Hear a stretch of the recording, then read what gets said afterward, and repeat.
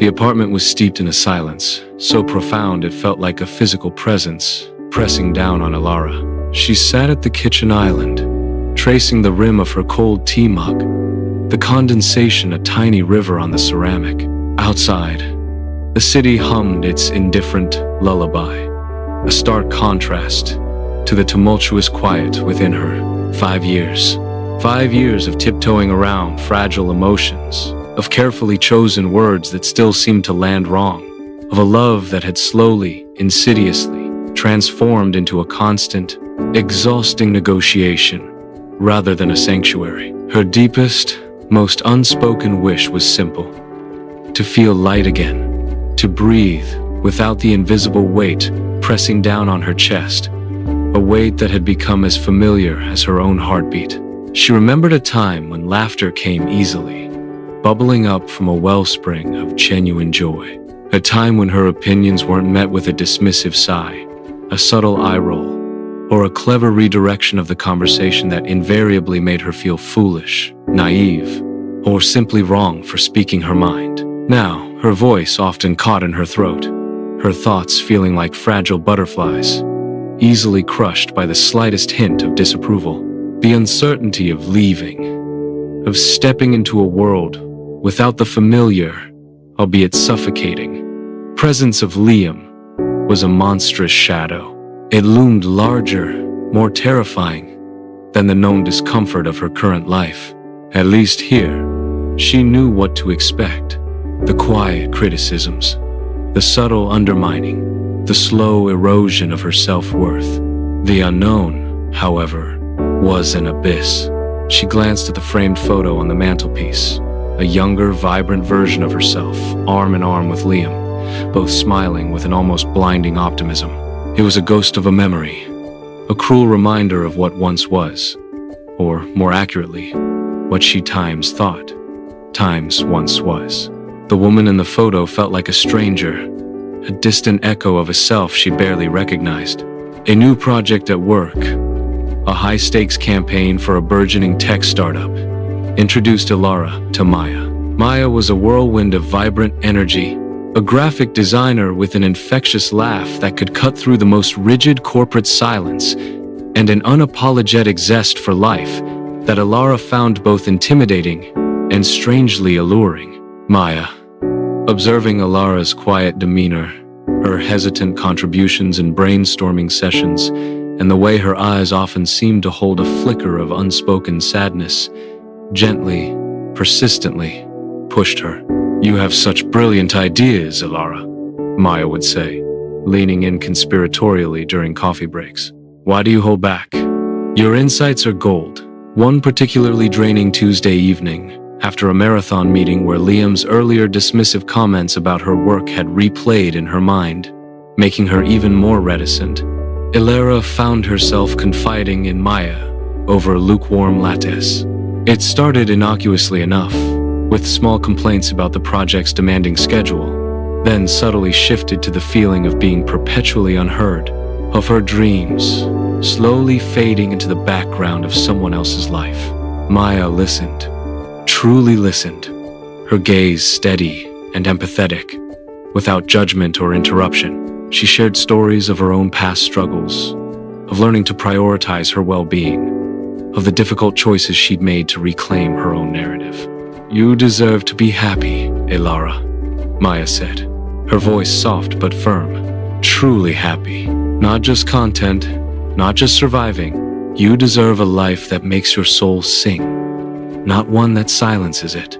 Maya's words were a balm, a soothing salve to Alara's wounded spirit. But they were also a jolt, a sharp, necessary shock. They planted a seed of courage, a tiny, almost imperceptible crack in the formidable wall Alara had built around her heart. A wall constructed from years of fear and self-doubt. Slowly, painstakingly, Alara started noticing the small, insidious ways Liam diminished her.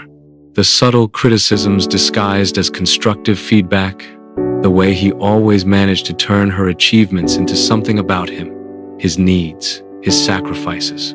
The echo of Maya's words, "You deserve to be happy," began to resonate louder than the fear, louder than the familiar hum of her own quiet desperation. It was a melody of possibility, faint but persistent, a counterpoint to the discordant symphony of her current life. The seed Maya planted, watered by Ilara's growing self-awareness, began to sprout. Ilara started to observe Liam more critically, not with anger, not with resentment, but with a detached, almost clinical sadness. She saw the pattern, stark and undeniable. The initial charm, the magnetic pull that had first drawn her in, followed by the gradual, almost imperceptible erosion of her confidence, her autonomy. She recognized the cycle of his apologies, often eloquent and seemingly sincere, only for him to repeat the same hurtful behaviors, the same subtle gaslighting that made her doubt her own perceptions, her own sanity. He would twist her words, reframe events, until she questioned her memory, her reality. "You overreacting, Ilara," he'd say, his voice calm, reasonable, making her feel hysterical. "You're too sensitive. I was only trying to help." One evening, after she excitedly shared news of a well-deserved promotion, a culmination of months of hard work and late nights, Liam's response was a lukewarm, almost dismissive, "Oh, that's nice. But will it mean even more late nights? You know how I hate eating alone. And who will walk the dog?" The joy, the hard-won triumph, drained from her in an instant, replaced by a familiar, hollow ache in her chest. This time, however, something shifted. The ache was accompanied by a sharp, piercing clarity. This wasn't love. It was control, disguised as care, possessiveness cloaked in concern, the fear of uncertainty, of the unknown abyss outside their shared life, still gnawed at her, a persistent, cold dread.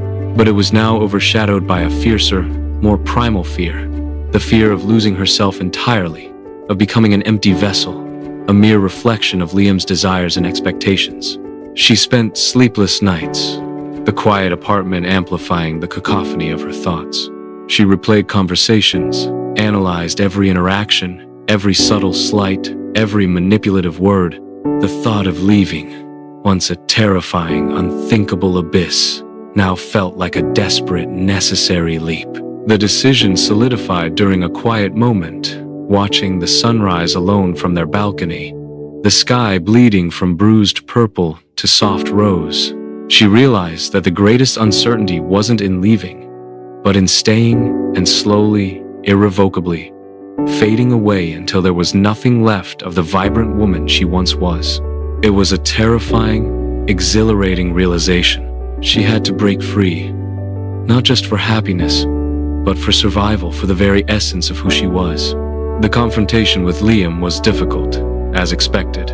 It was filled with his accusations, his wounded pride, his desperate attempts to manipulate her back with promises of change, with pleas for another chance. But Ilara, drawing on a strength she didn't know she possessed, a strength forged in the crucible of her quiet suffering, held firm.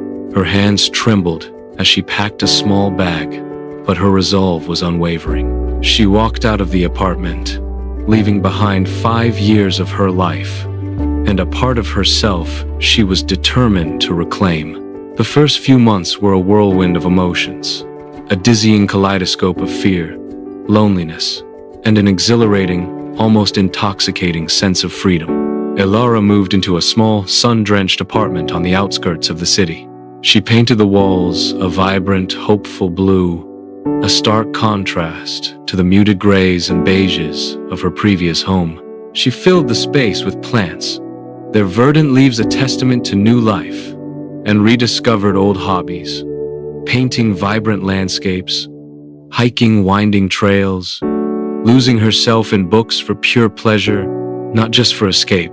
She started saying yes to things she would have previously shied away from. A pottery class, a solo trip to the coast, spontaneous dinners with Maya and other new friends.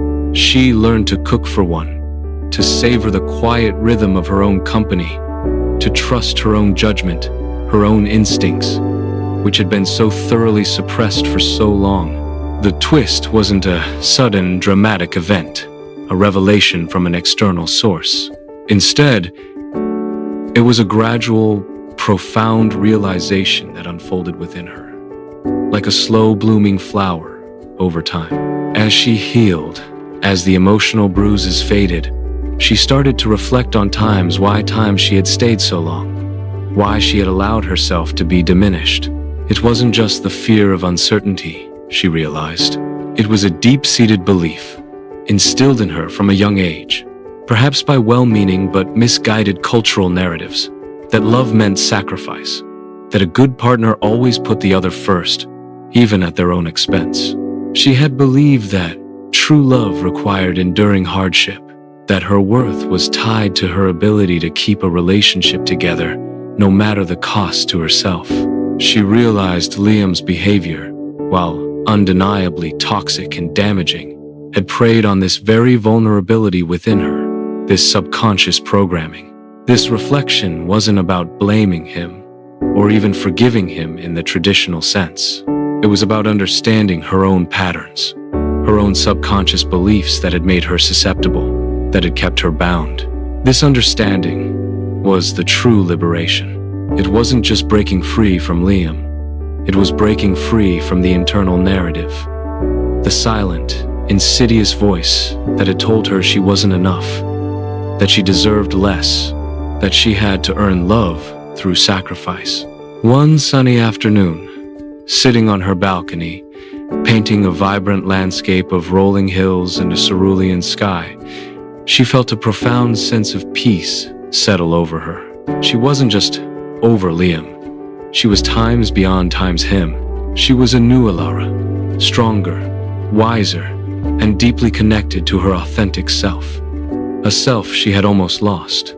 The empty room she had left behind was no longer an echo of her past pain, but a silent, powerful testament to the space she had created for her future. A future filled with self-love, genuine connection, and the quiet, radiant joy of being truly, completely free. The uncertainty she once feared had transformed into infinite possibilities, each one a brushstroke in the masterpiece of her new life.